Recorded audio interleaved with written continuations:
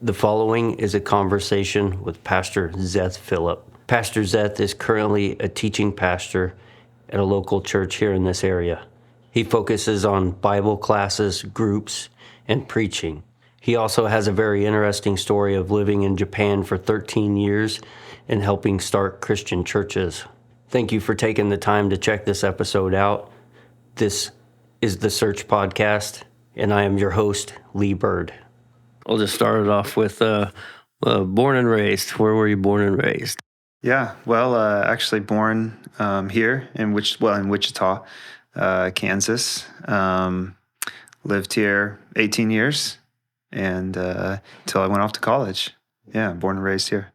Born and raised here, nice. Okay, so I went to Southeast actually, which is now across the field from you, but I went to the old Southeast. Oh, okay, yeah, that's pretty neat. So, yeah, it's moved now, but okay. So, like growing up, then here in Wichita, Kansas, were you raised in like a Christian household? Is that something you've always known? Yeah. I mean, I always tell people that, like sometimes people ask, like, were you born a Christian or whatever? And I always tell people, like, no one's born a Christian. It has to be a choice that you make. Because what is a Christian? It's someone who has decided to, be a disciple of Jesus, an apprentice of Jesus. And so that's a decision you have to make. But my parents were Christians. My grandparents on my dad's side were Christian. In fact, I remember a lot of, some of my earliest memories from my childhood is going to church on a Sunday morning, sitting on the pew and having my great grandfather, my grandparents, and my parents, and then me, four generations, sitting on that same, bench in the church. Okay. Growing up. Was it any certain denomination or anything like that you grew up in? Yeah, we always just went to one church. It's actually Countryside Christian Church, which is actually where I'm working now, which is what's surprising, kind of coming back home in a sense. But yeah, that was the only church, probably from, I don't know when my parents brought me after I was born, like a few weeks old, month old, I have no idea. Just went to that church my whole life until I moved away. Okay. Yeah. So has Countryside always been like, mainly just a Christian church? Like, it's not really denominational for me. It's not like a Methodist or, anything like that. Right. I joke with people always kind of, it's like it's a non-denominational denomination in the sense that like there are, Christian churches, all over the place. The difference is that they're all, what would the word be? Like independent, like an independent Christian church. Some people call it that, right? So there's not a denominational head. There's not a headquarters somewhere who's saying, hey, here's what we believe and here's how we're going to practice and all that. Each church has, leaders there that kind of read the Bible and prayerfully consider like how they're going to apply these things. But for example, like say you're going to go to like church camp growing up. Well, like for not always, but for the most part, you're going with other Christian churches, that are going to that same camp. And so you meet people. And in fact, when I was in like especially high school, I had friends that I had gotten to know who maybe went to other churches around town. And so I would occasionally, go to that, youth group event over there, or even every once in a while, a couple of youth groups from different churches would get together for like a big, concert, like outside or something like that. Right. Yeah. Where, a lot of churches can group together and help make things like that happen. Yes. Because maybe one certain church doesn't have the funds or whatever to have a VBS or, those camps and things like that. Well, and that was something that for me I was always very interested in was like, why are there so many churches? Why are there so many different types of churches? I didn't really understand that growing up. And I think it was kind of something I was interested in. There's several passages in the Bible specifically where Jesus talks about wanting to see unity among his followers, and so that always kind of boggled my mind why there were so many different groups. Does it need to be this way? I'm sure we'll get into it later, but just contrasting that with what I learned living overseas, it's quite different there. Or it can be. It's not always. Sometimes there's some things that bleed over, but for the most part, it's different. And so we kind of have the luxury here it's not a good luxury, but we have the luxury in the United States to kind of pick and choose your church and find one that like suits you, Right. for better or for worse. Mm-hmm. Yeah. Okay. So I've always known that like other churches get together. I'm going back here a little bit, Yeah. but and how they, they'll go into those church group camps and things like that. Multiple churches. That's something I never really thought about, but that gets you, like you said, crossing paths with other people Yeah. from different churches, and Right. maybe sometimes helping you learn something from a different perspective, because that's a lot of it. Like you can sometimes you can get stuck in your own ways trying to read this thing, and you may not be reading it like how it should be read or something like that. Maybe it clicks and it's like, okay, I was reading that completely wrong. So yeah, that's a good idea. I know. Yeah. So that just made sense to me. Yeah. Why they have people crossing and intermingling from different churches. Absolutely. Yeah. I mean, definitely. Because someone might say, if you're around someone who thinks a little bit differently than you may share a lot of the same core values, but they say it a little bit differently, or they think just slightly differently. It gives you a new perspective that can actually be really healthy, really helpful. Yes. Yeah, it's always, I mean, I love learning from other people too, even with anything else. It's always interesting to hear somebody else's story or, viewpoint, opinion. So, were there any like childhood experiences in the church that like really stood out to you, to make you want to keep, going with your faith? Yeah. I mean, I think one of the biggest things was just the relationships with people. Both those who maybe I saw more as mentors, and then those who I saw more as peers. For whatever reason, throughout elementary, middle school, high school, I had friends at school, but there weren't a ton of people from my school who went to our church. For whatever reason, Right. A few in high school, but not many before that.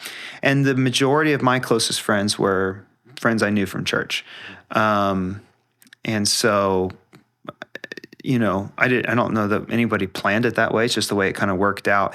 And because I had those relationships, I think we shared a lot of the same values. And I think that just kind of reinforced things. There was definitely a season when I was in high school where I was wandering from I don't know if say wandering from my faith, but I wasn't living for God. I wasn't following Jesus. I was living for myself. I was trying to find happiness my way. And but why I didn't just completely go running off the deep end, I think was God's grace keeping me. But I think the means that he used was people in my life. Some of these friendships who, didn't judge me or condemn me, but kind of raised an eyebrow and be like, what are you doing? Yeah. And I think that is what God used to kind of keep my faith solid. Even more so than trying to live for, maybe like a mentor that maybe I'm like, oh, I don't want to let him down. I don't want to disappoint him. But that just kind of, it gets into like you're playing this game of trying to, impress people or do what you think is going to make them happy. And especially when you're a teenager, you kind of have a change of mind where you're like, I don't want to impress or make you happy. I want to go the opposite. I want to rebel. I want to do against what, but to have peers around me who are like, they don't, I'm not trying to impress them. We're just friends. We just like to hang out. We just, we're always together. And when they see me doing things that are self-destructive, Right. And they're like, hey, why are you doing that? Hey, let's go do this together. And that was a big factor for me in my life. Is this friends helping you stay on the Absolutely. correct track? Yeah. Okay. Cool. Absolutely. And I mentioned it in the intro, but you're now a pastor. So anytime during high school or when you were younger, is that something that ever crossed your mind that you wanted to do? Yeah, I don't remember exactly what age I was, but it was pretty early on. I thought, I want to do some kind of pastoral ministry of some kind. I didn't know exactly what that would look like. I think when I was, in middle school, high school, I was looking at like the student minister, the youth pastor of the church. I'm like, man, he gets just paid to like hang out with kids all the time. Like that sounds awesome. Okay, I want to do that. And then, it changed over the time, but it was pretty early on that I thought that's something I wanted to do. Mm-hmm. Yeah. That's cool. And so you ended up going to, so the college you went to, I forget the name of it. Yeah, Ozark Christian College. That one. So is that one a pretty big one? Like, is that pretty well regarded? Like, I hear a lot about it. So I think in that, small circle of, non-denominational, denominational Christian churches, it's known, but no, it's not a big college. It's Okay. small. I mean, when I went there, there was probably somewhere between, I have no idea, between 600 and 800 students. It's very small. Oh, okay. Yeah. You at that time, maybe it's changed since then, but at that time, if you wouldn't go there unless you wanted to go into full-time vocational ministry. Okay. You couldn't get a degree. They had a co-op program with another university in town. Like maybe if you're going to be like an elementary teacher or something like that, you could do half your classes here and there. But other than that, the only degrees they offered were ministry degrees. Okay. Yeah. But because it was so small, I think it offered, again, two really key factors that I think have been a theme in my life. And one is like a close relationship with mentors, professors that were like mentors to me. And then also, good relationships with friends. I made lifelong friendships there. A lot of people that I still stay in contact with today. That's good. Yeah. I know, different situation, but people I met in the same profession I was in across the country, and like, yeah, you definitely build those strong relationships. Yeah. And they always stay, it seems like, when you're going through a life-changing thing, yeah, that's really neat. All the people you meet from things like that, that's awesome. When you went off to college there, did you know you were pretty serious about it then, or getting into it, college there? Like, did that help you with your faith and make it even stronger then, or was it a big growth in you at that time, or were you already pretty solid? So for me, that I think there were. Now I'm older, but definitely in the first kind of season of my life, I look at like kind of three very formative seasons of my life, and college was probably the second. But really what solidified my faith was just a little bit before that. It's kind of what I mentioned. There was like this season of wandering, and I don't want to get into all the details of what that specifically looked like, other than I wasn't following Jesus. But there was very much a, kind of a play acting in my life, or when I'm around those certain friends or those certain people at church, I'm acting a certain way because I know what I was expected of me there. But internally, when I'm by myself, when I'm with other people, I'm acting another way. And and what that ultimately led to was I kind of like just put all my eggs in one basket, which was a relationship that I had that, on my end was not, it wasn't good. It wasn't healthy, and definitely not spiritually healthy either. And I basically was kind of burning bridges with friendships, with my family, with church relationships, and all this stuff. Okay, so we go to this kind of like church camp, but it was for high schoolers, and it was like a university campus, and I think it was in Illinois, if I remember right. There's like maybe several thousand high schoolers at this thing, and it was, and I'm even there. I'm like totally just. I'm not there for Jesus. I'm not there for the Bible. I just don't care about that. I'm there for this relationship. And then something happened where basically the relationship dissolved like there. And it kind of like made me realize like, I've been building my life on kind of this foundation over here, but it's like sinking sand, and it just boom, just felt like everything kind of collapsed around me. And what happened that night was I was like super broken up about it, and then went to this main session where they had music and stuff, and I'm just standing there. The music is just like whatever, just get over with. And then this guy comes out and he talks about God's love, and basically just shares, that, just to sum it up, he's just like, Jesus says, as God the Father has loved me, that's how I love you. And he says, just imagine how much God loves Jesus. I'm like, well, probably a lot, Yeah. And Jesus is like, that's how much I love you. And then even at the end of that little speech that Jesus gives, he says, and even the Father, God the Father himself loves you that much. And he's saying that to his disciples, but it applies to us as well today. And it was just this idea of this unconditional love. And the guy was talking about like the love that like a parent has for like their newborn baby, like, and he was just making this joke, like even if the baby is born, he's just like ugly, like, but to a parent, like they don't care. There's no ugly baby. They're like, man, this child, they can't do anything. They can't contribute. They can't help pay the bills. They didn't choose to be here. It's nothing. It's just complete unconditional love of the parent to the child. And he's like, that's how God loves you. And it just washed over me in a new way where I was like, I've been running away from God. I've been giving God the middle finger with my life. And then I just like ran into a brick wall. Everything came crumbling down. And instead of God being like, what the heck is wrong with you? He's like, I love you. And that changed my life. Yeah. That completely changed my life. And I think that was the first time where it wasn't like my parents' religion or my grandparents' religion or my great-grandparents' religion or my friend's religion. Like it was like I had an encounter with the living God and his love, which was completely unexpected. And it changed me. And so that's really what solidified, hey, I'm going to go to this Bible college and I want to, basically it was like God's love changed me. How could I not want to share this message with others? But it's like, but I feel like that's what I want to do with my life. And that's really what solidified the trajectory of my life. Okay. Yeah. Nice. Yeah. So what I like about this,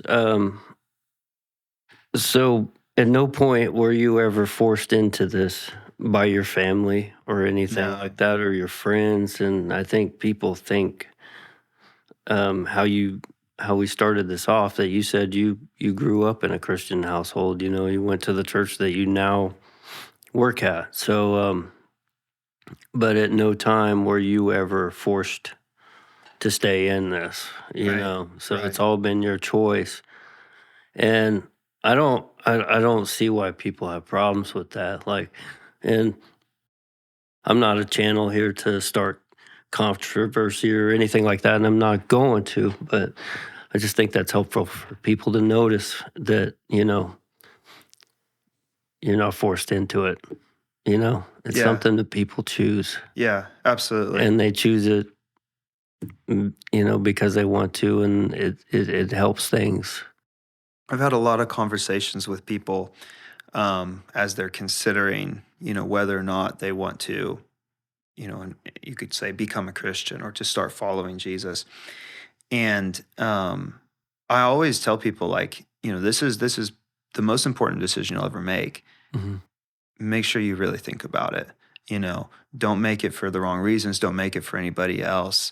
Um, it's okay to have doubts. It's okay to have, fears. And, but at the end of the day, it's a decision you have to make. And, I can't force you to make it, and I wouldn't want to if I could. Right. It's that's like, I don't know, it's like the difference between like an arranged marriage and like true love or something like that, or Exactly. Yeah, it's something we'll probably touch on later on, is just some common questions. Like, some people may think like that it gives them so much anxiety to think about everything they have to follow or do. Um, but that's another thing that comes down to perspective of once you learn and you read, not just clips and pieces. So my wife actually brought this up. Are you going to go just pick up any book and just read a couple sections here and there and then make a judgment on what you should do? I think you need to read the whole thing before you can figure out your real answer, or talk to other people if you have questions about certain sections, things like that. So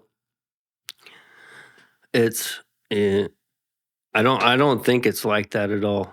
You know, it's not something that should be like anxiety provoking. It's something that should actually help with that Yeah. in any case. So, all right, but before we get back onto that, like to that stuff, so you went through college.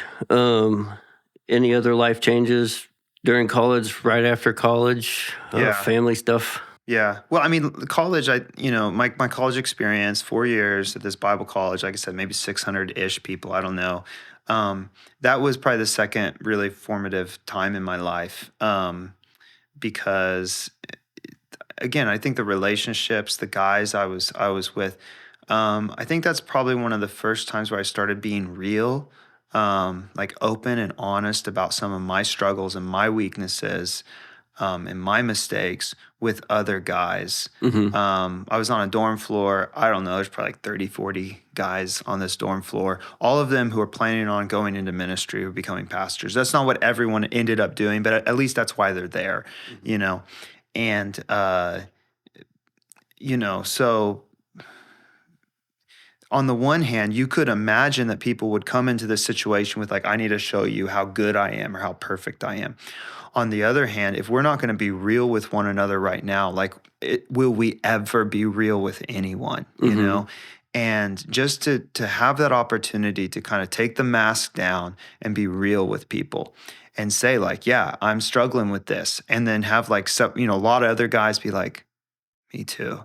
Yeah. And then we can talk about it and we can help each other and we can pray about it and we can, if we need to consult a mentor or something, we can. But, just that was huge. That was huge for me. It was like a band of brothers. It was awesome. That was a wonderful experience for me in my life. So to making yourselves basically vulnerable to each other, Yeah. letting it all out and helping each other Yes. when you need to. Okay. Yeah. Yeah. Yeah. So my little quick story. I grew up in the Mormon church, Mhm. right? So I was baptized in the Mormon church, and then I got into about my teens, and my mom's gonna kill me for this, but I felt it wasn't for me, Mhm. right? Like I felt like this is the book you need, not the Book of Mormon. Mhm. I just had a hard time with it, like,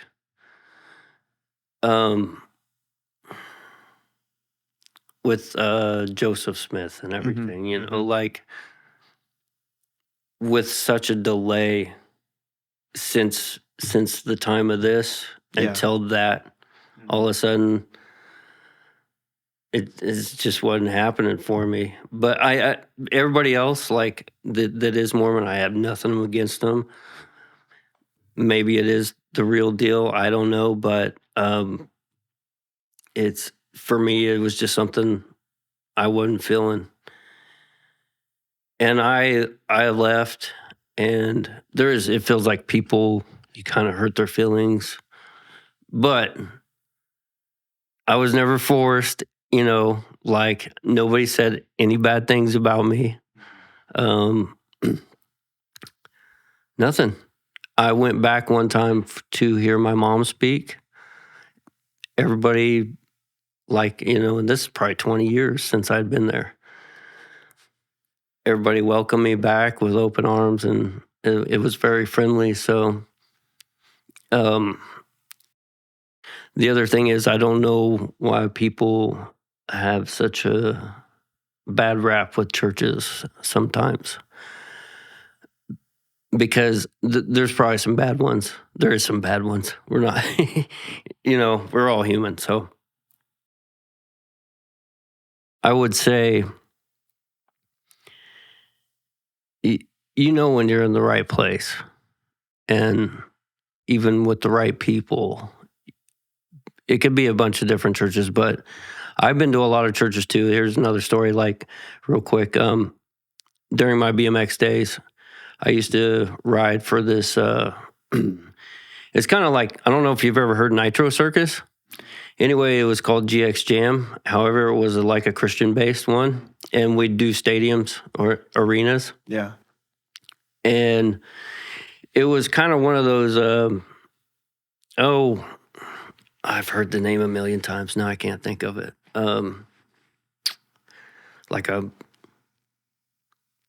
They're basically preaching out. And you got people telling their testimonies. Yeah.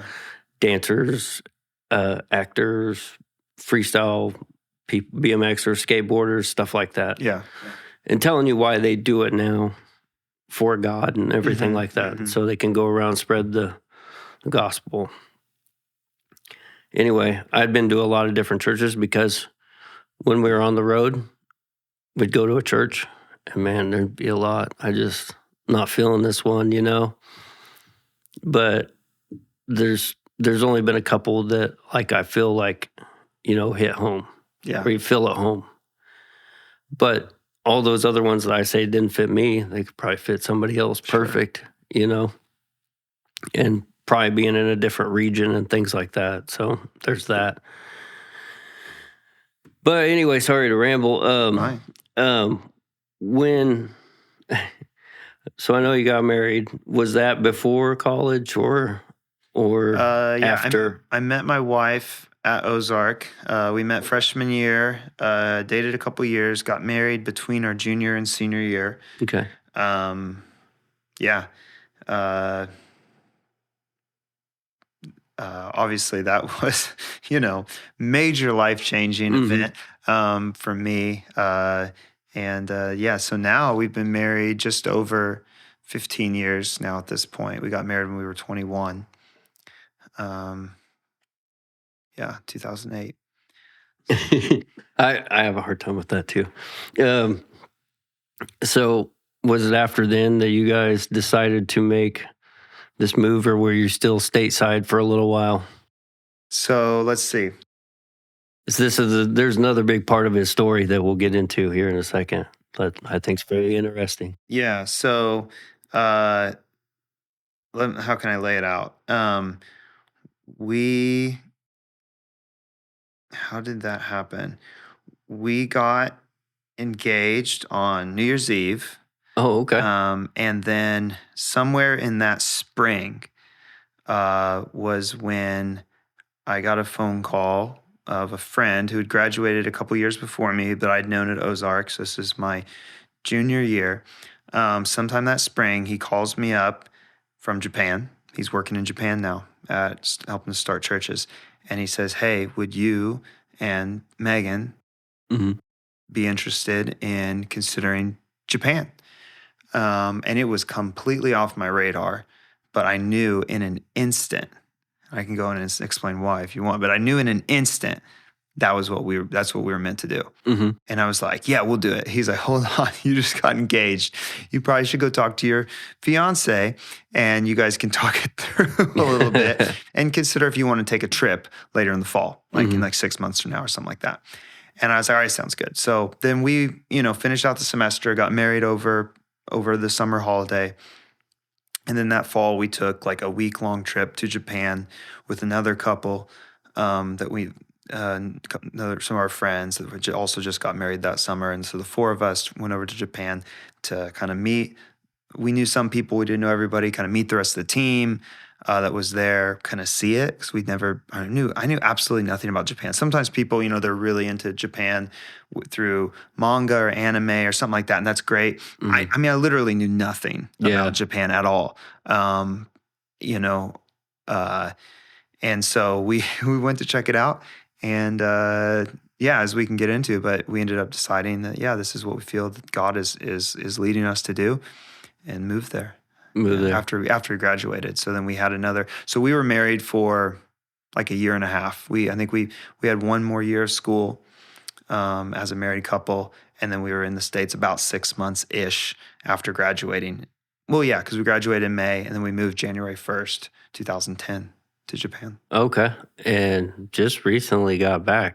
That's right. Yeah, this past March. So we lived there 13 years. Wow. We've been back about 9 months. So you got pretty acclimated over there then, I would guess. I mean, if Yeah, I mean, eventually, yeah. At first, you show up as an American in Japan, and it was very shocking. We were excited. There's like this honeymoon phase at the beginning where you're like, man, this is cool, everything's fun. And then about 3 months in or so, the cultural differences, which they're great, but they start to wear on you because you're like, I can't communicate, Hmm. I can't talk to anybody. I remember this one time going to McDonald's and not being able to order a cheeseburger and fries. And I was so frustrated that I'm like, this is like our food. Yeah. I should be able to say cheeseburger and French fries, and you know what that means. They didn't know what that meant. And so, I mean, a lot of people can speak English there, but just the way I was saying it or something, my accent, I don't know, they couldn't understand. And so that's a silly example, but there's lots of, bigger examples where you're trying to, do life and Hmm. everything is difficult. Um, just getting to pay a bill is difficult. You don't know how to do anything. You're like a toddler again. And so there was that difficult season, but eventually, we learned the language, we learned how to live there, we settled in, and then life became normal. We were still so young. I mean, we had really only been graduated and done adult life in America for 6 months before we moved. Hmm. So after a couple years of living there, basically our whole experience of being adults was in Japan. In Japan. I mean, we did that for 13 years. And so that was normal. Yeah.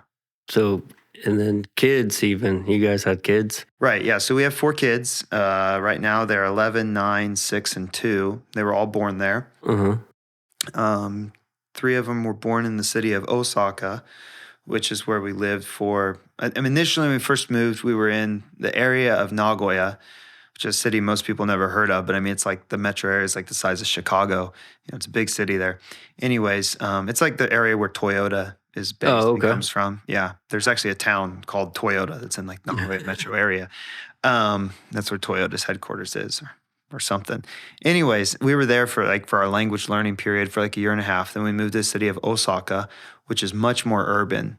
The Osaka metro area is like 19 million people. Oh, Very, very large. my goodness. Yeah. And so we moved there, helped start a church there. We lived there about 6.5 years, and our first 3 kids were all born there in Osaka. And then we moved to the city of Kyoto, which is still in the Osaka metro area, but it's very much its own, city. And it's and our 4th child was born there. We lived there about 6.5 years, something like that. Okay. Yeah. Yeah. So around Japan quite a bit then. Yeah. Okay. So starting off in Japan, and then when you were helping start up churches, Mm-hmm. building churches there. Mm-hmm. Okay. So how is that accepted over there? Yeah, well, I mean, sometimes people don't realize that, despite the fact that Japan is, you know, highly technologically advanced. I mean, I'm Mhm. guessing that several pieces of equipment in this room, something's made in Japan or comes from Japan or is designed in Japan, Probably. whatever, Panasonic, Sony, something like that. Despite that, Japan is less than 1% Christian. Yeah. Most people in Japan have never been to a church. They've never read the Bible. They've never heard the kind of main idea of Christianity. And they probably don't even know a Christian. Mhm.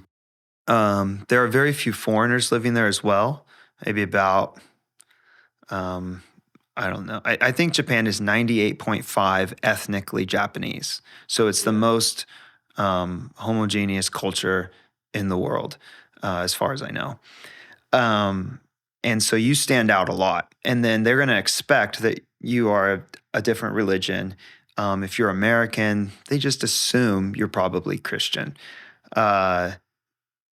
So they expect that of you. Mhm. When you start sharing that with them, so you got to, kind of go back into my story. For me, life changed. My life has been changed by God's amazing love and grace through Jesus. And I want to share that with others. Now I'm in a place where people have never heard this before. And I know that, again, I'm not trying to force it on anybody. I just want to give them a chance to hear. Yep. Most people there, they're not it's not that they've heard about Jesus and said, no, thank you. They've literally never heard it before. Way more people have had Starbucks and Coca-Cola and McDonald's and all these other things from, the West. And they've never had, heard about Jesus. What's interesting, though, of course, is that Christianity originated in Asia, in Israel, not in the West. But a lot of people, especially in Asia now, they will assume, until they know more, they just assume Christianity. Like, isn't that, Jesus, isn't he from like Rome because of Catholicism, or is he from America? I'm not trying to make anyone sound uneducated. It's just, if we were to, sit down an average American and start quizzing them on like, hey, tell me all about Buddhism. Yeah. Like meditation, Zen. I don't know anything. That's about it, right? Yeah. We don't know. Same thing there. It's just not on the radar. But There's a big temple down the street, but yeah, sometimes I kind of want to go see just like what it's about. But yeah. Anyway, yeah. Me too. Yeah, that one is. I think it's Laos. I looked it up the other day. Is it Buddhist? It's Buddhist, but Okay. it's a type. There's a lot of different types of Buddhism. Yeah. Japanese Buddhism is quite a bit different. Oh, I didn't see. I didn't even know that. Yeah. Different. It's interesting. Yeah. So the famous one is Zen Buddhism. Oh, yeah. I had quite a few friends. I had at least three friends specifically who were Zen Buddhist priests. Okay. In the city I lived in last, Kyoto, it's kind of the kind of the center of Buddhism in Japan. And so just by living there for a number of years and being fluent in Japanese, I just met people, and we share a hairstyle, because Buddhists really don't shave their heads, So. But anyways, and so right there too, right. So we just, we would just chat and stuff, and really miss those people, miss their relationships. Where was I at? Christianity, and just sharing it. But the thing I always found is that, not everyone's gonna be interested in hearing about Jesus. Not everyone, even who's interested, is going to be interested in continuing to learn more. And not everyone who learns more is going to actually even become a Christian. But I think just about everybody who hears something, it will connect with them on some level, because there are universal truths. Just, humans are humans, and we may speak a different language, and we may have different cultural, customs and all this stuff, but we all have, things in our past or even present that we're not proud of, or actually we're downright ashamed of or feel guilty for. There are fears that we have about what's going to happen after I die, or where are my relatives who have passed away? What is the meaning to life? Why are we here? Where did this all come from? And we have these questions. No matter who you are, we have these questions.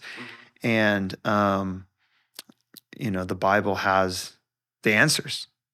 And you're going to find answers in other places too that are going to claim to be answers. And so then we're going to get, discussion of what is truth. But, it's going to, at least if anyone is somewhat remotely interested, or have ever asked any of those questions before, there is an angle of, what the Bible teaches that's gonna, they're gonna be like, that's interesting. I think I'd like to learn a little bit more about that. That's what I always found, is people were often very cordial, polite, interested.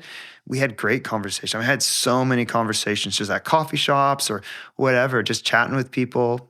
Once I became fluent in Japanese, especially, just talking about this stuff. And I'd like to hear their perspective. But a lot of times people are just, they've never heard. So they're like curious. Yeah.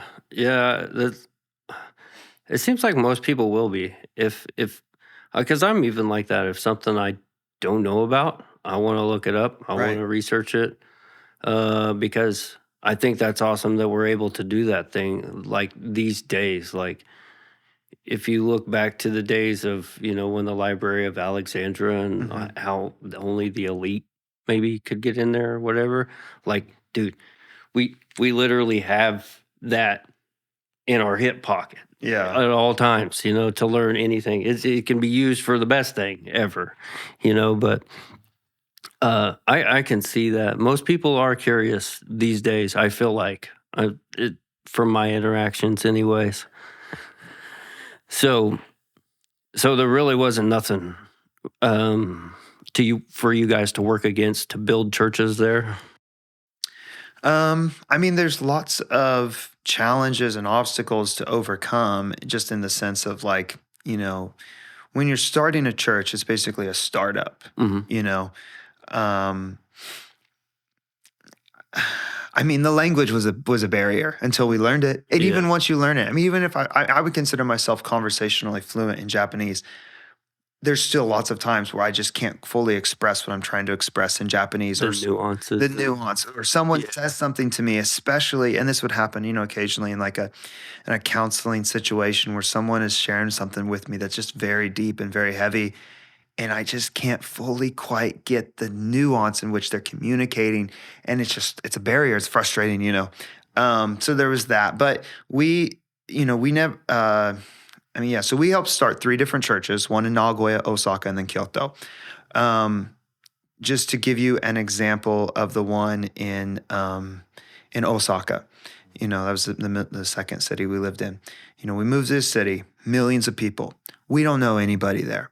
You show up. I think there was 5 people on our team. Me, my wife, another guy, and his wife. He was the leader. I was kind of the associate, and then there was another single gal who was on our team as well. 5 of us show up in this city. You don't know anybody. How do you start a church? We're all, you know, white Americans from the Midwest Yeah. in this huge city in urban Japan.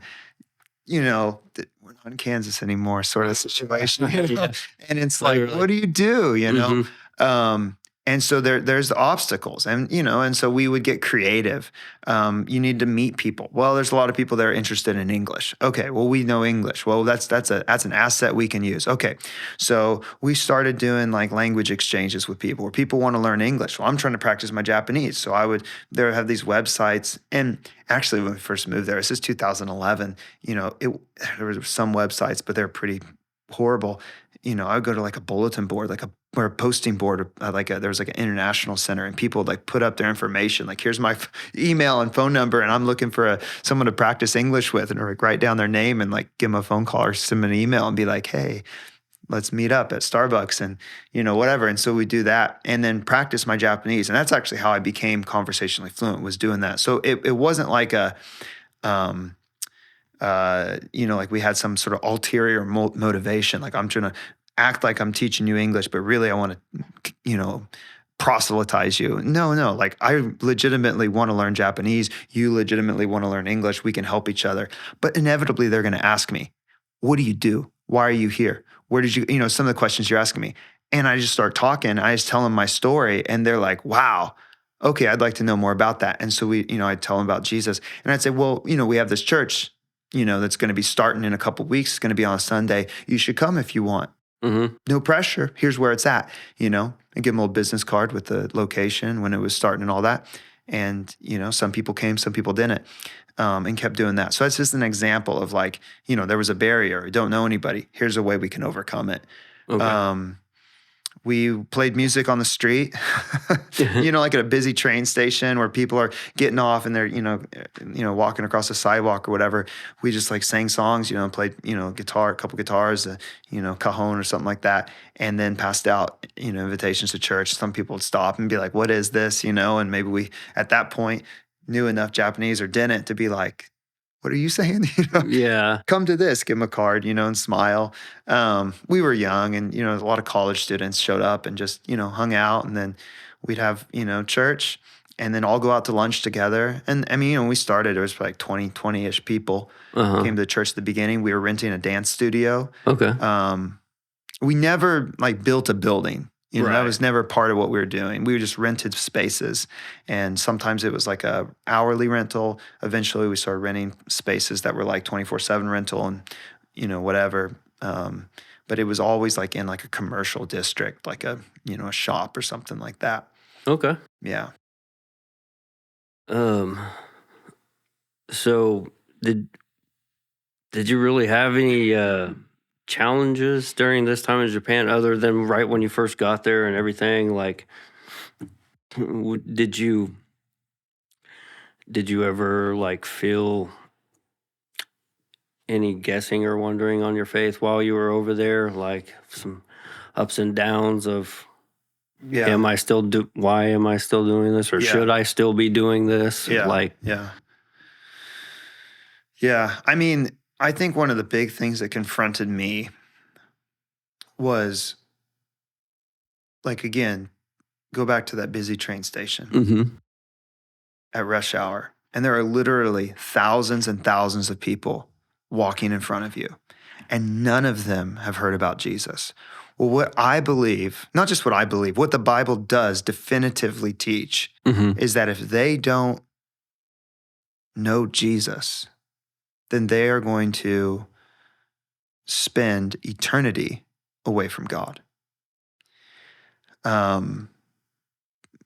That's a hard pill to swallow. When you are, I don't know, in a place like the Midwest, which sometimes people call the Bible Belt, Mm-hmm.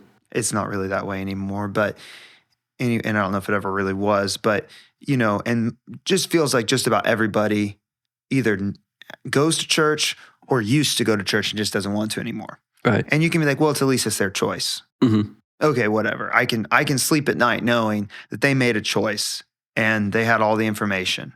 That may not be true, but you can get that impression. Actually, I don't think that's true. I have stories to prove that that's not true, but you can get that impression. But when you're in a place like Japan, you're thinking like, well, these people are great. Like, look at this guy over here. He's so nice. He's so kind. He's just trying to, work his job, provide for his family, whatever. And you're telling me that because he grew up in a country, he's never heard about Jesus before, that if he dies, today, that he's gonna, go to hell? Like that's a big pill to swallow. But if you believe the Bible, that's what it says. Mm-hmm. Okay, so this is where I was confronted with this question of, am I going to approach the Bible? You kind of brought this up earlier, kind of like a buffet, Mm-hmm. where I'm just gonna pick and choose what I like, or am I gonna like take it as a whole? And like say like it's either all or nothing. And I was like, I'm going to take it as all or nothing. I'm not going to do the buffet style. Okay, well, that's what this says. Then what does that mean then for my life? And I was like, well, that's why I'm here. To just be real with you, And I had people ask me this question. I had someone say to me once in Japan, a Japanese guy, he said, if this is as important as you say it is, Christianity, just a message about Jesus, why have I never heard of it before? Mm-hmm. And I'm like, man, that's a legit question for you to ask.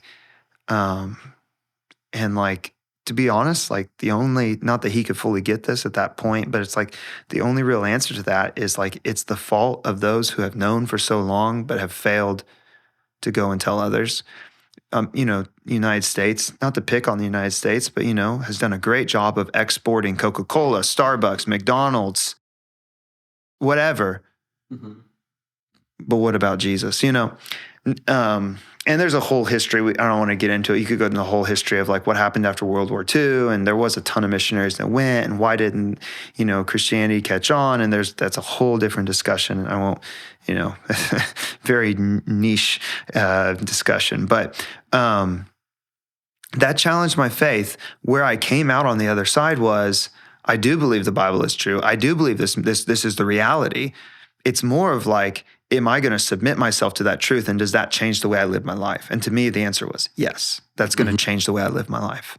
And that's why I'm here. And I think that's why we stayed there for 13 years. That's why it was so incredibly hard for us to leave. That's why I'm actually feel like super, I don't know. I'm in a process of grieving right now that I'm not there. It's because of what you've known for so long. Yeah. Some of your main years too, like growing up and starting out on your own and everything like that. Yeah. That's real heavy, for a person to take on. So I can see why that probably feels like home to you. No. It does. It feels like moving back to the United States has felt like a, like we moved to a foreign country. Yeah. Called the United States. Do you watch the news at all? Not a ton. Good. I don't either. Okay. Well, then the real answer to that was my soft answer. The real answer is no, I don't watch the news or read the news at all. Okay. Actually. Okay. So maybe I fibbed a little bit, but I'll keep up with some of the Israeli. Yeah. If there's some wars or something like that, I kind of peek in here and there on it, but for the most part, I try to avoid the news like the plague, in all honesty, because it's bad. I feel like it's just bad. It's bad for our culture, really. Sorry to any news people out there, friends like that, but and it's not like all the local stations or anything like that, but it just feels like it's all the negative stuff, and it's just ran over into like Twitter, X, whatever you want to call it now. I feel like there's just so much hate and arguing, Right. and the only place I've ever felt like a place for that is sports, when you're playing your rival team. When it's just during the game, but then you're best friends afterwards, or Yeah. something like that. But no, man, I feel like our politics and our media and everything has just went so south on, rather than learning from each other, or listen to each other, hear each other's stories, things like that, things that we could be doing, or putting the good things on the news. Like, I just feel like it's nothing but bad. It's always like downer stuff. So I don't watch it at all. And like half time, I don't even know what's going on in the Yeah. world, and it actually makes it better. I think it was when the pandemic hit, and of course I was in Japan for this. And I got sucked in on that a little bit. oh gosh, there was so much. The news, I mean, you turn on and the only headlines you ever saw was either COVID or Trump, and that's all it was. And I at that point, I would read BBC News even. I was living overseas. I wanted, it's just some more broad. And still, that's where the headlines, And I was like, oh my goodness, or NHK, which is the Japanese, kind of BBC equivalent. And same thing. And I was like, this is crazy. And I was feeling anxious. I was stressed. I had all this, not really about COVID itself. It was just life in general. And I was battling with some mental anxiety. And I stopped reading the news, and I stopped social media at that time. I didn't delete any of that stuff. I just quit looking and quit reading. And actually, that with a lot of other stuff, my mental health improved significantly. It was a really important time for me. And I just never got back into the habit of it. What I've found, and obviously I can't recommend that everyone live their life this way, never read the news or look at the news or whatever. But if something really important happens, I hear about it. People tell me. Yeah. Which is funny. That's how news used to travel. And like the world didn't fall apart back then. And so like if something really important happens, someone says something, my wife will be like, hey, did you see? She tells me, oh, I didn't hear that. But she did, and she told me, or someone else. And so again, I obviously if we all live that way, then I guess there would be no one to tell us. But so maybe I'm just being selfish living that way. But I have done that. It's just, there's just a lot. And I feel like it's kind of like those concentric circles of concern or responsibility, where you got like, the closest end would be like yourself, and then the next would be like your immediate family, and the next out would be like your close friends and relatives, maybe like your coworkers, and then like your neighborhood, and like your city, your state, and so forth, but that's like a healthy way to like think about. And even like, so whether, and just, as a Christian, I'm praying for people, right? Like, I love that I can hear about something that happened on the other side of the world and pray for it. However, I'm not big enough to carry all the burdens of everyone in the world. Like, that's God's job. Well, yeah. I can barely have all the problems of my own life and family and friends and neighborhood. Just that. And so like, that's already enough. And so it's kind of like, Jesus says, the whole Bible says, love your neighbor. Sometimes loving your neighbor means like actually being present, not having your mind constantly on something else. And that could be work. It's not like it's always just news or something else. It could be work. It could be, how do people perceive me, or how much money am I making, or what's my status, or all these sorts of things. But where our minds are going to all these different places.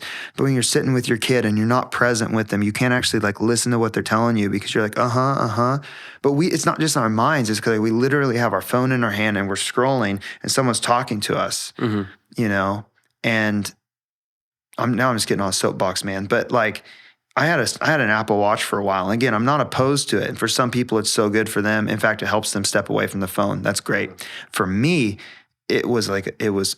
I found myself just constantly. I'd be talking to someone, and I'd be because it kept doing the thing, and I couldn't be present with them. And so I actually gave it to someone, and I haven't used one since. I don't like right now. Even right now, my phone is in my coat on the other side of the room. There could be a major crisis happening right now. I have no idea, but it's probably going to be okay. And I just have some people I have more stress that way. That's okay. You live your life but for me, I have more peace of mind. Just having a boundary to say like, it's okay. Yeah. Just have boundaries, Right. There's that book called Boundaries, talking about relational boundaries, but like I'm sure there's one out there that's like technology boundaries. Right. We need that too. Do need that. Yeah, absolutely. Man. Yeah, we did that the other night at Christmas. It was actually my wife Tara's brother's idea. He came around with a shoebox.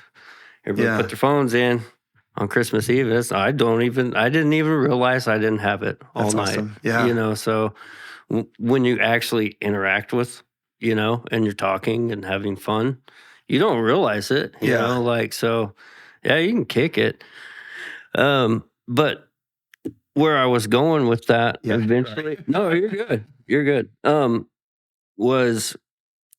Did you feel like people in Japan, because I hear this all the time from people that travel, were more welcoming, more ready for you to succeed and helpful and things like that?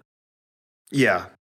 Mm-hmm. I mean, I don't know. Honestly, I haven't been back long enough to like make a really strong comparison with the way things are here now. Mm-hmm. But people are unbelievably kind and courteous in Japan.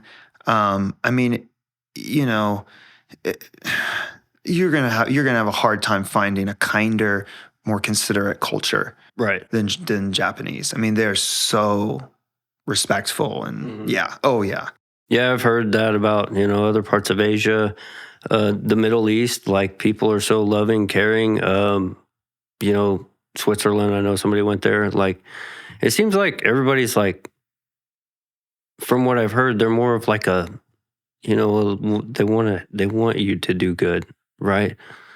They might be competitive, but they want you to do good too. Like I'm really competitive, but I want everybody else to do good too. Yeah. Like I'm not going to sit here and say like, oh, I'm better than you at this. Like if I am, I'm going to help you. I want to help you be better too. Right. At whatever it may be, like whether it was BMX or learning how to run camera stuff or anything like that. Right. Like, I want you to do good too. Right. So, and what it might be a little bit of is what, sociologists call, or maybe the layman's term for what they call would be like a group mindset culture versus an individualistic culture, where, the Western society is generally speaking more individualistic minded. Asian cultures, definitely Japan is this way. The Middle East definitely is this way. Arabic culture definitely is this way. More group mindset, where it's an us.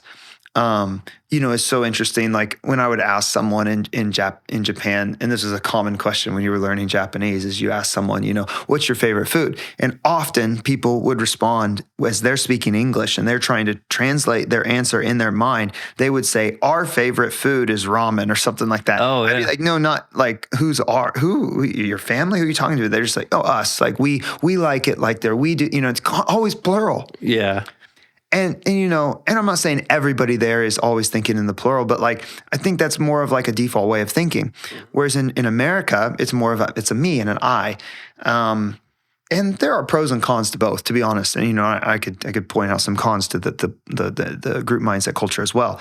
And it also usually goes along with the shame honor. And a lot of times people can feel an incredible amount of shame when they make a mistake and whatever. But yeah, I think it's interesting. That's a big difference, a big cultural difference. There is, like, compared to the U.S. and how everybody else seems to think. People are going to think I'm like bashing the U.S. or something, but I'm not. I'm not actually. I love it here. Just because my first video was about Native American history Okay. and how bad that went, but unfortunately it's history, and I wanted to revisit it or, learn more about it from somebody that's actually, Native American, indigenous person, so, and he works in the school district, and it's completely taught wrong. Is what it is. It's completely taught wrong in the United States. Well, history is subjective, right? It's somebody telling a story. And just like if you get into an argument with a friend and then you both tell your side of the story, no matter how factual you try to be, you're going to tell it from your perspective. So it depends on who wrote the history book. That's exactly what he said. He said history is usually written by the winners. Yeah. So, I had a friend, he was actually Australian. He had a PhD research professor at one of the universities in Kyoto, and he was writing the history book for the indigenous. Well, sorry, that's a different group. For the what was essentially the what's the right word in English? They're called burakumin in Japanese. Like the untouchables. There used to be a caste society in feudal Japan, like in the 1600s, 1700s, 1800s, and there was like the lowest caste, or they weren't a caste, like the lowest. The kind of like in India they had this as well, or maybe still do. And there's this group of people, and they're still stigmatized today. And there are certain areas in Japan that are thought of as a, the word is escaping me in English, what you would call it. All I can think of is untouchables, but that's not right. And anyways, but no one had ever written their history before. Okay. But there is, if you read between the lines of documents that do exist, and there are just different facts from history. So he was researching and writing their history book for them, which is really cool. Oh, and that went over well?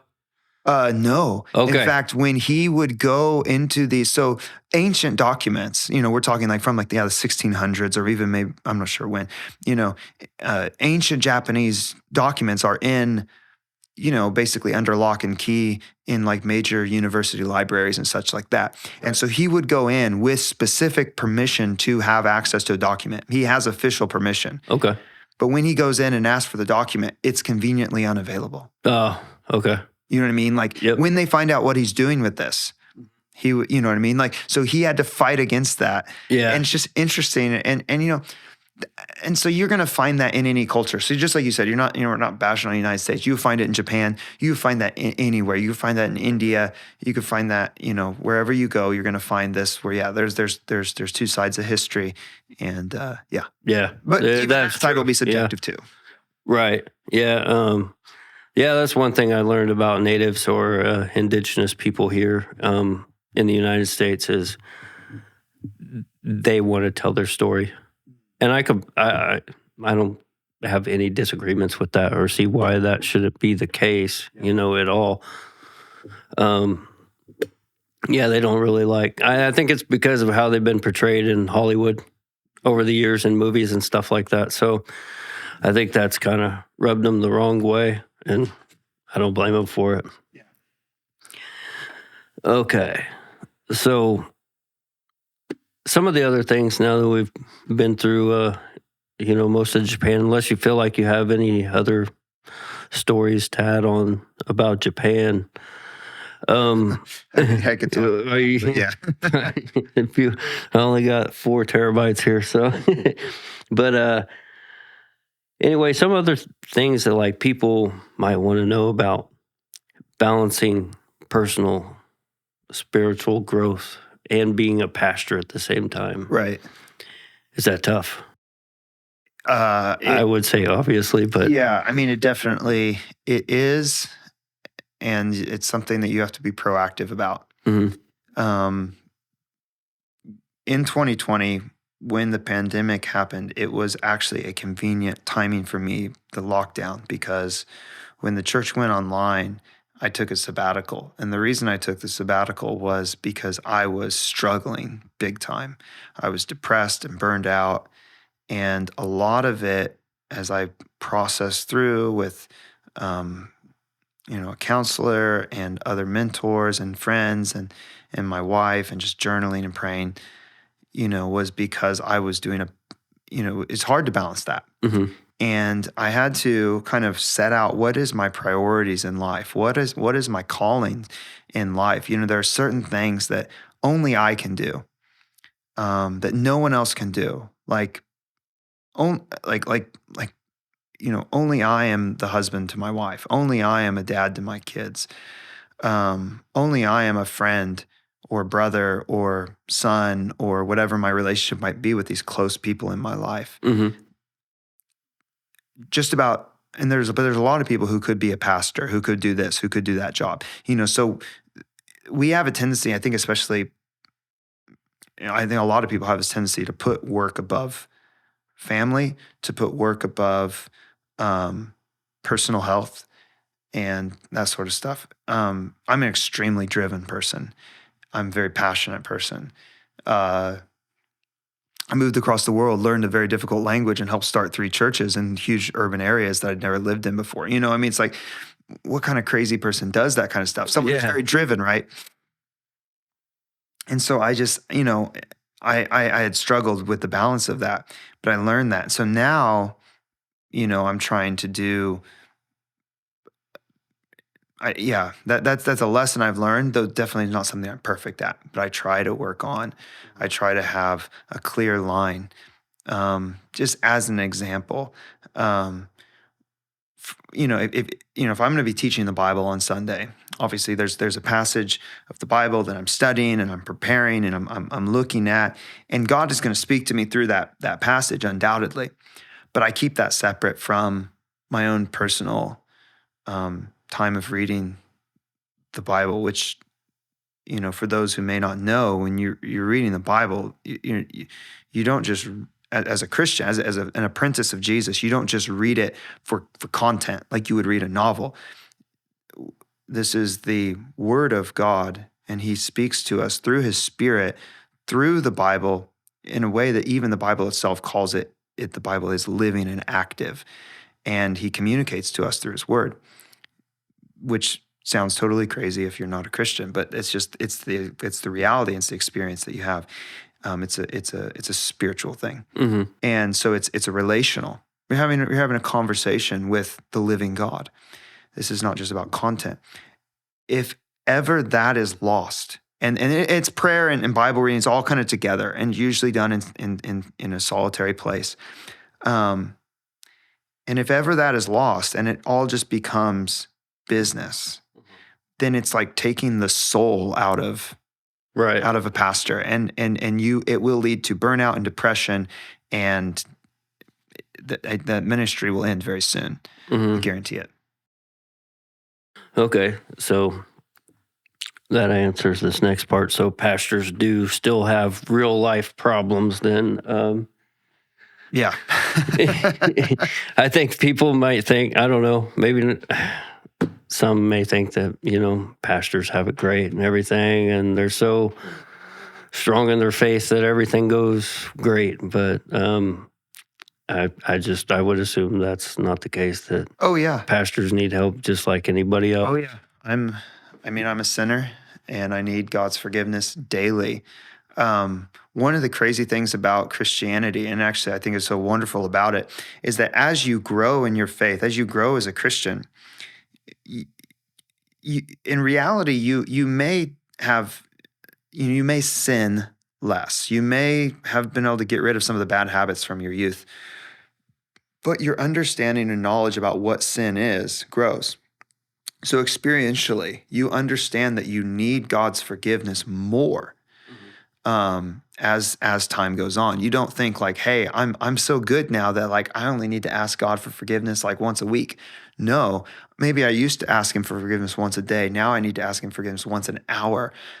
Even though in reality I might be doing less bad things than I used to do, but it's just that my understanding of what God's will is, His desire for our life, which is really the good life, is so much more full than my understanding used to be. And so I realize how I fall short way more than I ever thought. if you stay in that understanding of I fall short, you'll just be depressed. But if you understand that, like, that unconditional love, like I talked about at the beginning, where he just loves us where we're at, then you just realize that, like, that gap in between, here's how bad I am, here's how good God is, and as you grow as a Christian, that gap grows, because you're like, I'm worse than I thought. His love is greater than I thought. And the bigger that gap is actually, it's not depression. That gap is actually joy. Mm-hmm.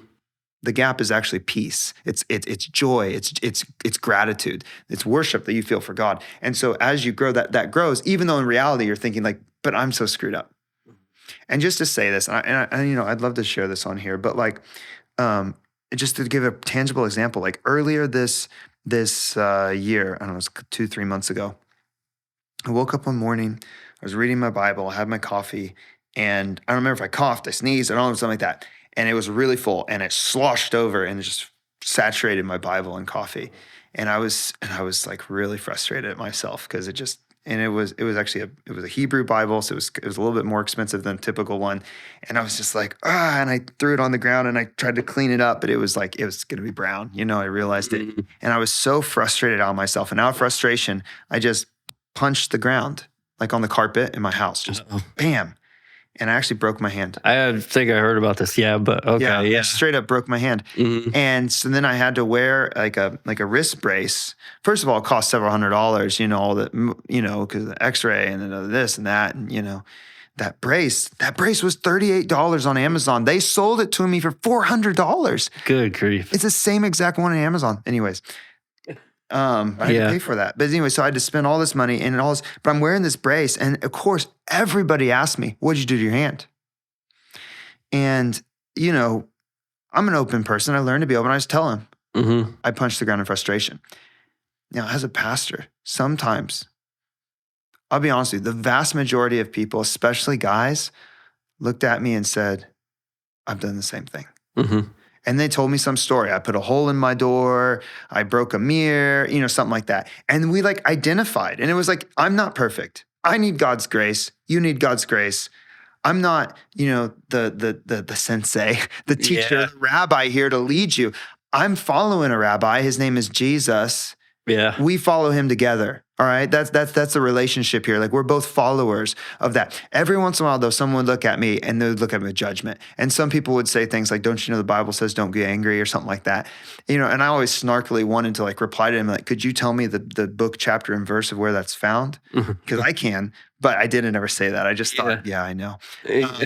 But anyways, but a couple people were judgmental. Most people were like, man, I've been there too. Yeah.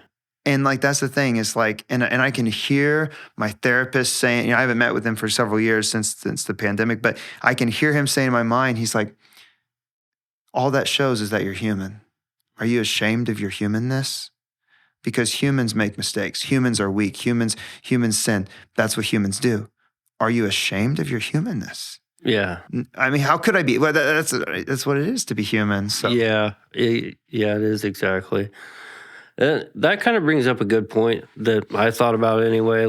So people will point out things that the Bible has in it that's bad, like murder, or things like that. And they're like, well, if it's such a good book, then why does it have that in there? It's because it has humanity in there. Right, exactly. Right? Absolutely. The Bible is I don't know the exact percentage off the top of my head, but it's the vast majority of it, over 50% of it is narrative, story. Mm-hmm. Narrative is not meant to be prescriptive, it's descriptive. It's not telling, it's just like history. When you read history, you don't read World War II and say, that's how we should live out the next 5 years of our life. Yeah. No, it's just describing what happened. And this is the same thing. Now, there are lessons being taught to us through that. And the way it's explained, there are principles that are being communicated. But for example, when, this guy goes here and kills that person, so therefore we're supposed to do it. No, you're not supposed to do that. Look how his life falls apart. Look how everything just starts crumbling after he did that. That's the point, you know? Yeah. The book of Judges in the Old Testament, for example, is just full of these I mean, it's like I've read a lot of the Bible to my kids, but I like skipped that one. Pretty brutal. Because it is. It's like this is like rated R. You know, I mean, there's just like some really brutal stuff in there. And but it's the whole point of that book is to say, and there's a refrain. It's a literary device. It keeps in the same refrain over and over. And it says, you know, in those days there was no king, and everyone did whatever they thought was right. Mm-hmm. That's the point. The point is when there was no king, anarchy and things just go crazy. Now you read the next book, they get a king. What happens? The same thing. And the point of that is that look at this human king. He can't do it. He still is a sinner. He is infected by the same disease that everyone else has been infected with. And so even though this great King David comes and he's got a sword in his hand and he's going to bring peace to the nation, but what does he do? He goes and like sleeps with another guy's wife, gets her pregnant, and then has the guy murdered to try to cover it up. Yep. You know, and a number of other horrible things. He's a bad father. His one son rapes his stepsister. You know, all this stuff happens, and then David doesn't do anything about it. And then the other brother goes and kills that brother, and David's just like, you know. And it's like, where's the justice? It's like he was a good king. He's not perfect. And that's the whole point. The point's not to say, go live that way. The point is to say, look at the brokenness until it gets to Jesus. Mm-hmm. And then finally we meet the king, the true king, and he's not infected with the disease of sin. And what does he do? He says, hey, if someone punches you on the right cheek, just turn the other one toward them. Love your enemies, pray for those who persecute you, you know, and he shows a whole new way of living. And when his enemies come to kill him, he's like, here you go. Mm-hmm. You can take me. And he doesn't resist that. And he goes to the cross and he dies, you know, and then that's why God raises him from the dead. And that's why he's enthroned as the king, is because he actually does what no other human being had ever done. That's the point of the Bible. So all the stories of even what people call, this is genocide. It's like, yeah, all of this is in here to show the brokenness of humanity. And Jesus comes. He doesn't do any of that, you know. And even in like the second coming of Jesus, sometimes I'm really preaching at you, sorry. But no, you're fine. You know, when Jesus comes back, because, you know, we just got past Christmas, the first coming of Jesus, humble, born in a manger, you know. And he comes back second time, people, you know, it describes him as having a sword and on a horse and all this. And people are like, yeah, he's going to come back like that strong king and you know, enforce justice, just like, but they're misreading it. Because if you read it carefully, there's all these little hints that show that the same Jesus who came and taught love and peace is the same one who's coming back again, because it says that the sword comes from his mouth. What's that? He's not a magician who pulls a trick, sort of. Yeah. It's saying that like his word is how he's going to conquer. It says that his robe is dipped in blood, but it's before the battle begins. It's like, well, whose blood is it? It's his blood, because he sacrificed himself. There's this image where it says, look, the lion, the tribe of Judah has conquered. And that's describing Jesus. He's this ferocious lion. But then when John, who's seeing this vision, he turns and looks, instead of seeing a lion, what he sees is a lamb. It says a lamb standing, but looking as though it's been slaughtered. He doesn't see the lion. He hears a lion, but when he looks, he sees a lamb. Yeah. And that's, again, it's a picture of Jesus. And so the whole point is that Jesus comes and he shows a new way to be human, a true way to be human, which is different than, you know, from the very beginning, humanity is just, you know, and we continue in that same pattern. And it is our humanity, our weakness. Jesus, being fully human, but also being fully God, does what no other human has ever been able to do, and opens the door to eventually renewing the creation, renewing the world in the way that God always intended for it to be, to where we're not going to fly away to the clouds and play harps for all eternity, which would be horrible. That sounds more like hell than heaven. But it's going to be a renewed world that will be filled with, you know, no more death or pain or sickness, but also no more war or violence or injustice. And it'll be beautiful and perfect. Okay. Yeah. So, Book of Revelations, right? Yeah. That's what it was. Yeah. This is one thing. People always are trying to figure out the end of times. Right. With things and natural disasters and things that happen.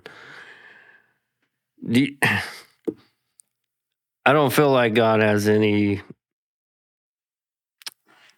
let's say, Workington, those. I think that's just the planet doing its thing, right? We have volcanoes, we have tsunamis, and one hit in 2001, I believe, somewhere over in the Asias. There's a huge one somewhere, in like Thailand, Indonesia area that was massive. There's another huge one in Japan when we were there in 2011. Okay. There was a major one, like 20,000 people died or something. Right. And then I think it was 80,000 in the other one in 01 or 02. Yeah. Anyway, people will say, why would God let that happen? Yeah. I go back to my thinking of, and I know this isn't the case for like kids and things like that, right? My wife and I, our son does not have a choice. We make the conscious decision to live in Tornado Alley. Yeah. Right. I know what happens here. It happened here a year and a half ago, right? I mean, I show you all the stuff afterwards. We got hit. Luckily, we were, everything was fine. Tore some stuff up. It's replaceable, right? What's funny about that is, okay, so in 1991, I was hit by a tornado when I was 7 years old. This one, and it was on a Friday night. I remember that. And this one happened on a Friday night when my son was 7 years old. Yeah. So he was like, what's the chances that could ever happen again? And I was like, well, I've been through two now. So I wanted to say, none. There's no way that can ever happen again. But, here I am, been through two that have almost the same path. Yeah. Anyway, so I make the conscious decision to live in Tornado Alley, right? Living near a coastline is kind of asking for, bad things to happen. But I don't know that they know that, those people, because some of the cultures have been along those shorelines for so long over in those countries. Like, I think in this day and age, with all the technology we have, we kind of know where to avoid living in places, certain places, is what I'm getting at. So my viewpoint on it is that I don't know that God really had a hand in any of it, I don't think that it's his, letting people die or something like that, like that for no reason. Right. I mean, the Bible's take on that is essentially that because humanity has sinned against God, the world is cursed, is broken. And in a broken, fallen world, there's going to be all sorts of things that happen, ultimately death. God, and people say, well, is God going to do anything about it? It's like, he has. He has done. He came into the world and took on death himself in order to save the world. I was like, why isn't it fixed yet? It's like, well, if he would have fixed it then I don't think we would have any chance of being able to share in the world to come. And so that's why he's waiting. He's waiting. There's even a verse in 2 Peter 3:9, I think, where it says, God is not slow in keeping his promises, as some people understand slowness. He's patient. He's waiting. He's not wanting that anyone would perish, but that everyone would reach, eternal life, that they would come to know Jesus and they would have a chance, in other words. So that's why, we're living in a fallen world. Things are broken. Why isn't it just all fixed yet? It's because God's waiting, because he loves you. He wants to give another chance for you to repent. But also, there were bad things that happened in Jesus' day. There was this time where there was a tower that fell down. Back then, construction wasn't as solid as it was today, but it even happens today, and it fell down, so people died. And so people came to Jesus and they said, hey, this bad thing happened. It was on the news. Did you hear about it? Were they worse sinners because this happened? And Jesus looks at them and he says, no, but what I can tell you, that if you don't repent, you too will also perish. Which, that's a really insensitive response. I thought he was a nice guy. What he's saying is, he's like, look, they died in a broken and fallen world, just like you are going to. What you need to do is to put your faith in God and in this scenario in Jesus, so that when you die, that's not the end for you. That you can be a part of when God renews the world, and there is no more natural disasters or any kind of disasters. But yeah, and also there's another time where there's this guy who's born blind, which is not a natural disaster, but it's a product of nature, right? He's born with a disability. And the disciples say, like, okay, this guy's born blind. Who was it? Was it his parents that sinned or him that sinned? Why did God make him born this way? And Jesus says, it wasn't that at all. You guys have it totally wrong. That's not how things work. It's how his response. And then, he ends up healing the guy. But so we have our assumptions sometimes about the way things are, and but it makes me think of, like, I don't know if you ever read the comic strip Calvin and Hobbes, but It's been a minute. Yeah. right. But like I saved all his comics from when I was a kid, the little books, and I gave them to my son, and that was probably a bad idea because sometimes he smarts off to his parents. But anyways, he's always asking his dad these questions, and his dad doesn't know the answer, so his dad makes up an answer. Like, it's one of the shticks that just keeps happening. But like, we do that so often. Yeah. We have these hard questions in life, and instead of going to like a source of wisdom like the Bible and saying, like, what's the answer found here, and let me just take it as it is, we just come up with our own philosophy. Well, my take on it is blah blah blah blah. Yeah. Based on what authority? How do you know that your answer is right? Right. And so for me, it's like, we should be skeptical. We should be doubters. We should ask all the hard questions. We can even ask them of the Bible. It will stand the test of time. It has stood the test of time. It will stand any doubts or questions or skepticism we have today. But when we just come up with our own answers to this out of thin air, Right. I mean, That is my only assumption, is because we're given free will. Yeah. Right? So I just didn't see why.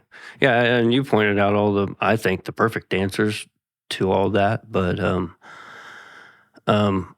don't feel like he has a hand in tsunamis or earthquakes or and he could, but I just don't think that's what happens.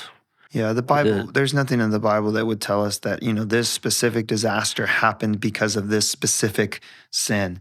It happens because of sin in general. Mm-hmm. And the ultimate message of any bad thing that happens is,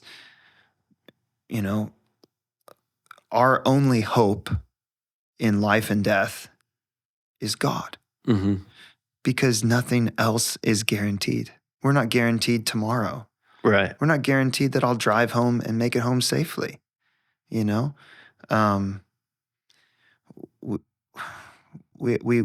assume, Mm-hmm. but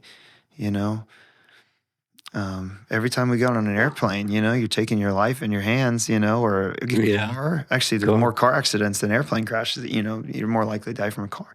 So, I mean, we don't know, and so the wisdom says, where are you at with God, and are you ready? And that's what natural disaster should point us to. But then our ultimate response is, how can I go help those people? Like, when I was there and the tsunami hit, a number of us, we loaded up a couple vans with emergency supplies and drove it up to the disaster zone and unloaded it, passed it out to people who needed it. Was that the one that hit the nuclear power plants? Yeah, Okay. yeah. With that big old problem too. Yeah, Okay. yeah. Man, that was a big deal. Okay, so I got a couple more just normal weird ones, I guess. Great. People from, maybe think from Midwest, and you said it earlier, like the Bible Belt, which like you said, I don't know that we really are or anything, but people think from Kansas that we're definitely religious. Major right-wingers, which is not like always the case. I would think everybody, not everybody, but a lot of people here are pretty educated. We got a lot of jobs that require a lot of high education here in Kansas. So the fact that religious people are scared of science, I'm not saying that. Just sometimes what. Yeah. Oh yeah. Definitely. It's a stigma for sure. I don't think that at all. Or what would be your thought on that? I mean, ultimately, science is the investigation of God's creation. So, I mean, some of the famous original scientists, not original, but, back in the day, a lot of them were Christians who saw what they were doing as an act of worship. They're trying to, learn about the world that he's made. Mm-hmm. Like that guy who did all that work with the peanuts, George Washington Carver, right? Is that the guy? Yeah. Something about him. He's from Missouri or something, or there's some museum to him there. I don't remember seeing that on the interstate. Anyways, for me, I'm totally not afraid of science. In fact, the problem comes when people read the Bible as though it's a scientific manual or something, especially like the creation account. The creation account does not tell us anything about science. Yeah. Because it was written, and again, if I'm going off of like the conservative scholarly opinion that was written by Moses in the 15th century BC, no one in the 15th century BC was asking questions of science. They weren't asking questions of the material origins of the universe. They weren't asking when and how did this come into being. They were asking who made it and why. And that's what Genesis 1 and 2 answers, is who and why. It doesn't say how and when, Right. Not in the way that science is seeking to answer. So I'm completely, and this is what I told my son, because he came home, from, public middle school, and he's like, oh, we're talking about evolution and all this, what do you think? And and I was like, I don't think any of that necessarily contradicts what the Bible teaches. Mm-hmm. Now that's a controversial opinion, what I just said, among Christians. Oh, it is, yeah. But I really think that it's important because here's why. I'm not a scientist. And I cannot argue or debate the validity of any of these scientific theories because that's not my field. I can tell you what the Bible says, and the Bible does not give an answer on how and when specifically. It says that God spoke and it happened, but it doesn't say and precisely scientifically how that process then unfolded. Mm-hmm. It doesn't give the answer. So you can think one way or another way. The point of the Bible is God is the original mover. Everything else, he is, and Jonathan Edwards, who is probably America's greatest mind, had his analogy, I think, was like a train cars or something where like everything's linked and you just got to follow the chain all the way back. Everything has to have a start. And if there was, and God is that original, start. And so some people say, oh, it's the Big Bang. It's like, well, what caused the Big Bang? Okay. They don't know. Yeah. Scientists will flat out tell you that. They don't know. Right? And I'm not even saying that it was or wasn't the Big Bang. I'm just saying hypothetically speaking, okay, hypothetically speaking, it was the Big Bang. What caused it? Well, if that was the correct theory, God would be the cause of that. If evolution is the correct theory, then God is the cause of that. If it's something else that we don't even know about, God is the cause of it. And so that's the point of the Bible. And so science, and you're going to find an increasing amount of conservative, evangelical, Bible-believing Christian scholars out there who actually believe in what's called theistic evolution or evolutionary creationism, depending on how they want to phrase that. But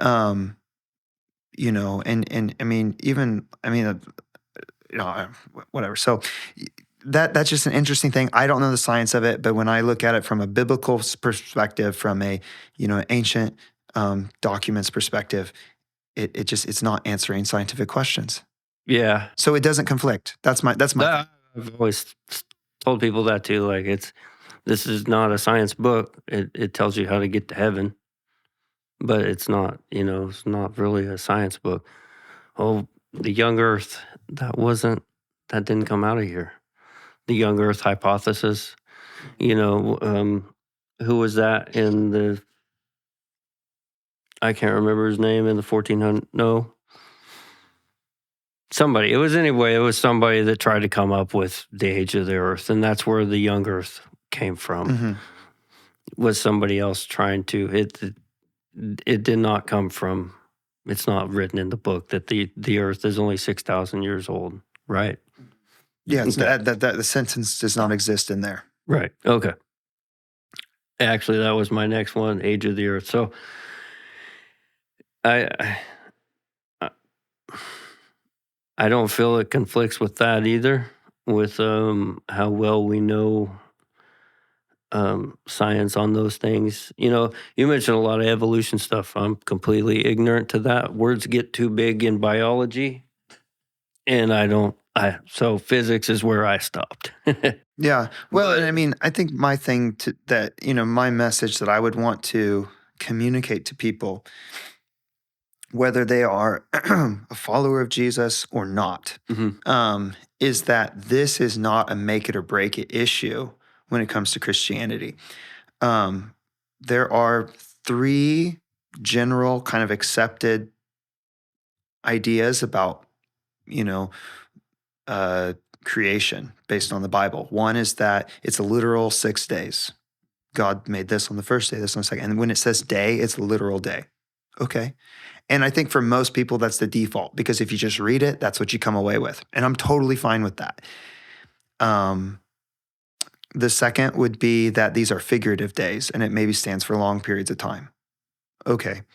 Um, I'm a little bit less inclined to that one, but I think it's totally acceptable. A lot of people believe that. That's great. Then there's the third, which would be like the days are totally figurative and that God did it, but that he used a process of evolution or something like that. And, I think that also is an acceptable opinion. Do I believe that? I don't know. I'm agnostic. I don't about this, not about big picture. I'm agnostic about this. I don't know. I don't know. I don't think I need to know. I know that, again, the important questions, we're asking the wrong questions. And when you force the Bible to answer the question that it's not asking, you misread it and you dishonor God's word. So my prerogative here is to honor God and to honor his word. And his word doesn't tell us when and how. It tells us, as you said, does it tell us the age of the earth? It doesn't. It doesn't tell us when. It doesn't tell us how specifically. It tells us how in generality. God spoke and it happened. Tells the general. The main emphasis of Genesis 1 and 2 is God did it and he did it for his glory. Right. And that's the main point. And we should lean into that because there's a whole lot that we can get from that. But when we force it to give us these other answers, we miss. And this is my burden. We miss what it's actually saying. But you see people do this all throughout Scripture. They take Revelation and they think that Revelation, the last book in the Bible, is telling us how the world's going to end. That's not what that book is telling us about. It's called a revelation of Jesus Christ. It's revealing to us Jesus, right? So, but when you force it to like give us a timeline on how the world ends, you misread it. Right. It's God's word, though. It deserves to be respected and to be read as it was intended to be read, and it's answering different questions. Does it tell us some things about like the end of the world, so to speak? Yeah. But is that the main emphasis of it? No. And so we just got to be careful. And people do that from the first chapter of the Bible to the last.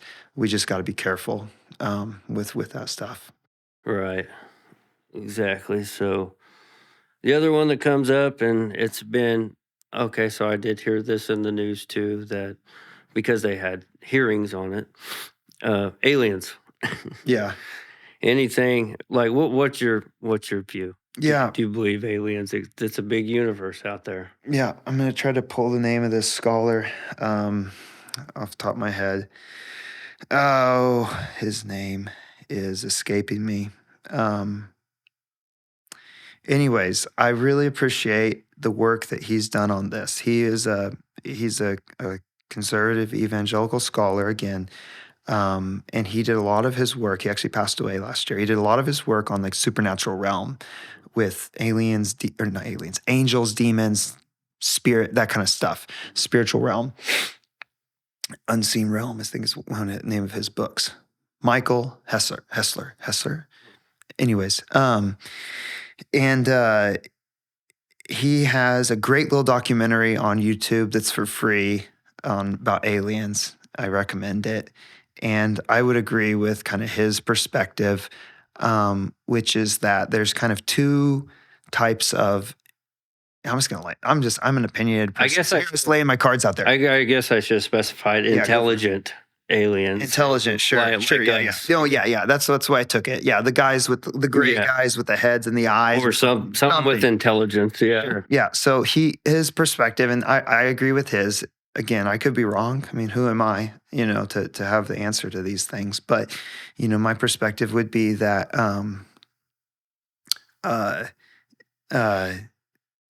there's two types of encounters. You hear these stories, and one is made up. People want attention or something like that. Or his theory on the one from like what's the place is it in New Mexico? Roswell. Yeah, and all that, Uh-huh. and other ones like that. His whole theory on that is that because he's like, there is very suspicious stuff that the government like said, or like in certain briefings, they're like, why, they totally like they're drawing so much suspicion toward aliens. And his theory is that it's on purpose because there actually was like military, secretive testing or something that they didn't want to get out. And so they actually just, it's like sleight of hand and get the direction over here so you don't look over here sort of idea. That's his theory on it. I don't know about that, but it's just, there is some stories out there that people share that's like, made up for attention or something like that. But then there's others that really are real experiences that people have had. Mm-hmm. That they believe, at least you could say they believe that they have experienced something. They're not making this up. Right. And he's like, it could be hallucination, stuff like that. Sure. But his take on it is that it's demonic. Okay. And without having done any firsthand research on any of this, just based on what I've, heard his position presented, I was like, that sounds good to me. That's where I would land. Okay. Which ultimately would mean, like, do I believe that there is intelligent life outside of Earth? The answer is no. Okay. But I do believe there's an unseen realm. I do believe there are demonic forces. I do believe that these demonic forces would love to distract people from what really matters most. And whether they want to use, chase becoming a millionaire and living the so-called good life through money, or whether it's thinking that I'm special because I got abducted by aliens and they told me that I'm special and that they're going to give me this secret knowledge and blah, blah, blah, whatever. Either of those deviate me from focusing on what really matters, which is Jesus Christ. Yeah. And that is absolutely a tactic of the enemy of the demonic realm. And so I get that. Yeah. that would be the angle I take. Okay. But who knows? No, what if I told you like Professor Max Tegmark? So he's a professor at MIT, physicist. Very, very smart guy. He got so bored with physics that now he's in AI, which kind of both are, you learn a lot of coding and everything in physics. But he thinks we're alone. So I've kind of always thought that too. Like I don't know. But there's also so much that has to go right for, we have SETI on Earth that looks for extraterrestrial signals and everything, searching for, stuff like that. But there's a lot of things that have to happen correctly at the right time for that to work out. Like if somebody were sending a signal from another planet and another star system, with everything moving through space, the signal traveling, there's so much that would have to go right. But however, if you've ever seen like a picture of how far out our signals have reached, it's quite a bit, about 100 light years. And we've heard nothing back yet either. Like I feel like it's empty and we're the only, I don't know how to say it, project, I guess, here. So, which I think makes it very special. I mean, the mathematical probability for Earth to work out, for life to exist, is just, I mean, it's amazing. Mm-hmm. And which to me is one of the pieces of evidence, or at least what you could call circumstantial evidence for the existence of God. And to think that, and obviously, if God then wanted to make another world somewhere else, that he could have, but there's, I don't think there's anything. It would not be. I don't think there's nothing in the Bible that would lead me to think that that would be a thing. And I think ultimately it's a there's just a part of human nature that is looking for something more than us, looking for something bigger than ourselves. And I think when we are looking in the direction of extraterrestrial life or something, aliens, I think that it's because we're missing what matters more, which is God. But that's just my take on it. Yeah, I'm still a skeptic because I don't see as many phones that are going right now, to take videos of everything. I don't see why we wouldn't have better videos. And not only that, even if there were some that were able to make it here, how much more technologically advanced they would have to be than us to make it here. It's like me walking over to that ant pile. I'm not scared to walk over to the ant pile. Why would they just come land? Like what's the big deal? We got nothing on you. Like. So that's my thing. Why would they always hide in secrecy or something like that? Yeah. But I'm all for movies like Star Trek, Star Wars. It's fun. I love that stuff. It is. Yeah, it's fun. It's fun, but I'm still skeptical of all the alien stuff and things like that. Yeah. So, yeah. Oh, I had an alien registration card for the past 13 years. So technically, you're interviewing an alien. Oh, really? Okay. That's So yeah. So when your kids did they get U.S. citizenship? U.S. but not Japanese. Yeah. Oh, okay. Yeah. Oh, they didn't get Japanese from. They don't do it like that. They don't do it like that. Okay. Yeah. Too There's bad. something different that they do. Yeah. Yeah. Okay. Well, unless you have anything else to add, I mean, if you have anything you want to say, camera's yours. Or no, I'm great. That's great. Thanks for having me. Appreciate it. Yeah. No problem. So, Pastor Seth Phillip. So, thank you again so much for your time, for coming over here. Yeah. Thanks for having me. Thank you.